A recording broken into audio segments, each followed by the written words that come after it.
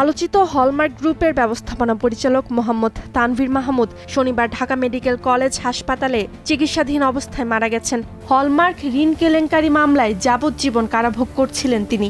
মৃত্যুর মধ্য দিয়ে জীবনের অধ্যায়ের সমাপ্তি হলেও হয়তো তার কর্মই তাকে স্মরণ করিয়ে দিবে। 2011-12 সময়ের ঘটনা। ভুয়া নথিপত্র দিয়ে সোনালী ব্যাংক থেকে ঋণের নামে 4,000 কোটি টাকা আত্মসাৎ করেছিল হলমার্ক গ্রুপ। দেশের ইতিহাসে অন্যতম এই জালিয়াতির পিছনে তৎকালীন হাসিনা সরকারের একাধিক উপদেষ্টা, মন্ত্রী, প্রতিমন্ত্রীর সংশ্লিষ্টতা ছিল বলে অভিযোগ রয়েছে। যদিও এই ঘটনায় তাদের কেউই আইনের হাতে সোপর্দ হননি। বিশেষ করে স্বাস্থ্য উপদেষ্টা সৈয়দ মোদাচ্ছের আলীর বিরুদ্ধে অভিযোগ ছিল তীব্র।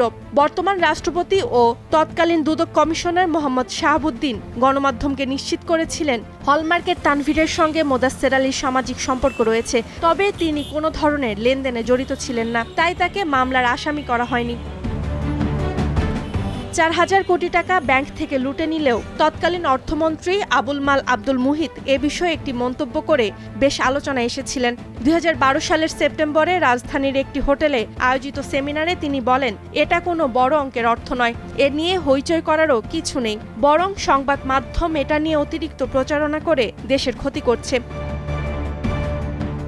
ঋণ জালিয়াতির ঘটনায় 2012 সালে হলমার্ক গ্রুপের মালিক, কর্মকর্তা ও সোনালী ব্যাংকের কর্মকর্তাদের বিরুদ্ধে 11টি মামলা করা হয়। এর মধ্যে অস্তিত্বহীন কোম্পানির নামে 10 কোটি টাকা আত্মসাতের অভিযোগে হলমার্ক গ্রুপের ব্যবস্থাপনা পরিচালক মোহাম্মদ তানভীর মাহমুদ, তার স্ত্রী ও কোম্পানির চেয়ারপারসন জেসমিন ইসলাম সহ 9 জনকে গত বছর যাবজ্জীবন কারাদণ্ড দেয়া হয়। তানভীর কে ছিলেন, কিভাবে তার উত্থান হলো? আদালতে দেয়া জবানবন্দিতে সে জানায় তার বেড়ে ওঠা ব্রাহ্মণবাড়িয়া জেলায়। 1989 সালে এইচএসসি পাশের পর 1996 সালে বাবার কাছ থেকে 10 লাখ টাকা নিয়ে ঢাকার কাফরুলে এসে ব্যবসা শুরু করেন তানভীর। হলমার্ক প্যাকেজিং ফ্যাক্টরি দিয়ে যাত্রা শুরু করে 2008 সালে প্রতিষ্ঠা করেন হলমার্ক গ্রুপ।